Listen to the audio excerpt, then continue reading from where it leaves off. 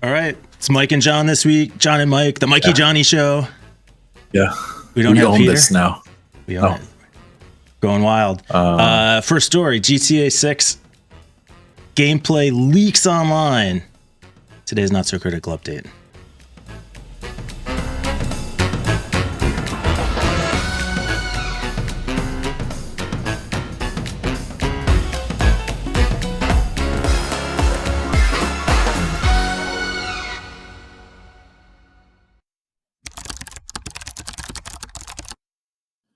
This is super fun and bad. GTA 6 got supposedly social engineered. An employee got social engineered. God, I couldn't get that out. And gave access to an attacker that now has a trove of GTA 6 and GTA 5 source code data. Source codes, assets, pretty much everything related to internal debugging tools, like really bad. And a really interesting thread, I should have actually linked this thread, a really interesting thread by a veteran game dev who works in security in the space, broke down on Twitter all the various ways this affects a developer. And how sometimes they literally have to scrap a game because of what malicious people can do with the source code. You know, you can discover exploits that were still unfound, and how obfuscation is still being used really like by pretty much the whole industry in terms of video games. But back to GTA, it is supposedly the biggest hack or leak in video game history. Really? That's all the tabloids, all the tabloiding I'm doing is what I'm seeing. Is that this is that? Yeah, exactly. Fuck it, let's just go with it. I guess data size, like that there was, a lot, many gigs and not just a little bit. Even though games are inherently bigger. So I don't really know how they quantify that, but the supposed malicious actor, the attacker, basically said on the GTA forums that he wants Rockstar to pay him to stay silent and, either send the data back or delete it or whatever. Not really sure how they guarantee something like that, but he doesn't want to leak this. I think he understands the repercussions of doing something like that and what could happen. The consequences of leaking this to the public. I mean, that's the malware model. Right. Or exactly. Ransomware model. The ransomware model. So it is interesting. It's fun, but it's also really bad for GTA fans. Yeah. And like you mentioned, in some cases, it could lead to scrubbing the release, which would particularly suck, I think, in this case, because not only is the scheduled release already 2 years away, GTA 5 was released in 2013. So it's been almost 10 years without a release. If they had to start over on this, it could be fairly disastrous. And that's what a lot of these devs on Twitter and some journalists are writing, is that basically the way this works is that these devs have a schedule for release for hardware. They're hardware-based schedules, so they have windows for major updates in hardware. So let's say the hardware that's released can support the game, so that the game is as I guess good as it can be for the new hardware, right? So a new RTX series card comes out. Let's say the 4 series from NVIDIA, and AMD releases the 7 series of their side on their side. This game would line up with that release schedule, so that within a year or two of getting those cards and the latest technology in consoles, these games can get released. And when you miss that window, you basically now need to sit back and redo everything you've done for the next scheduled hardware release. So they're basically waiting for the 5090s to come out. If in a worst case scenario. So or the 69. obviously, Rockstar has spent years working on this. So and they have an official response, which is that everything's fine. Not to worry. We'll still release it, and everyone's safe from hackers, supposedly. On GTA 5, that is. So it is fun to witness. It's terrible for Rockstar, and I feel bad for all the developers that have been, spending half a decade on this game. Now, questioning everything. So it's tough, but we'll see what happens. I guess. Yeah. Yeah. I used to play GTA years and years ago. I'm not a gamer, but I was thinking GTA 6 is a game I could almost buy a console for. Just because of the nostalgia of playing it when I was younger, right, and knowing that it's such a big deal after GTA 5 has already been out for so long. I remember seeing GTA 2. I never played it, and I remember playing GTA 3. The reason GTA 3 was such a big deal was because they changed, I think it was 3. They changed from an aerial, almost pixelated look to a 3D third-person angle. Yeah. And that changed everything in video gaming. Then Vice City was after 3, right?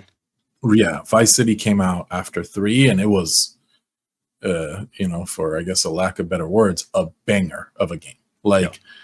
The whole Miami Vice feel, and riding, speed bikes, and it was really, really good. And they've kind of had GTA almost has a monopoly on the real life simulator, obviously targeting crime.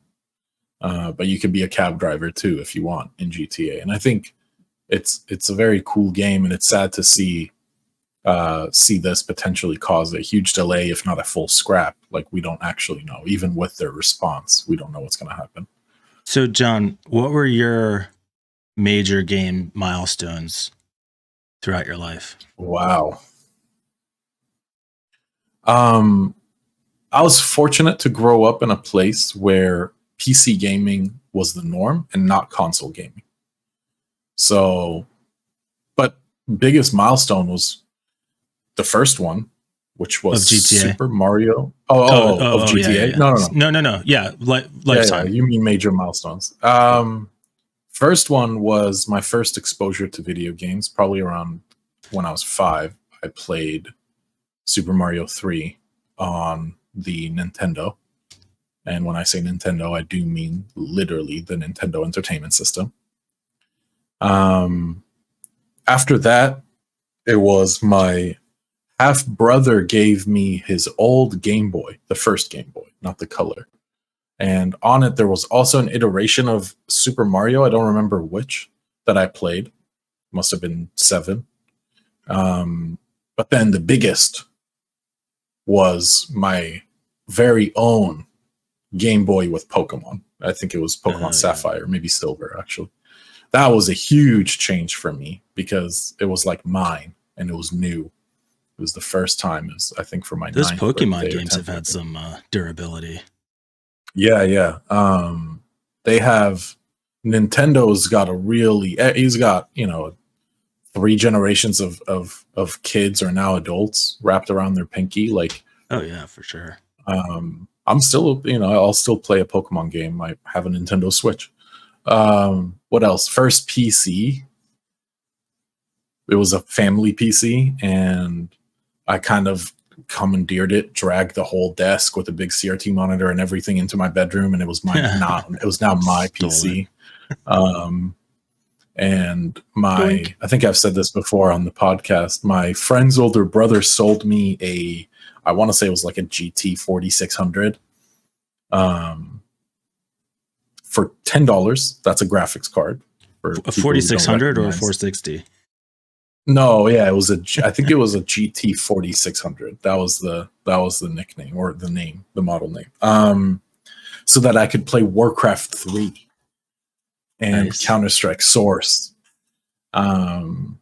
and like Unreal Tournament, and what else? Quake. Oh my God, Quake was so much fun.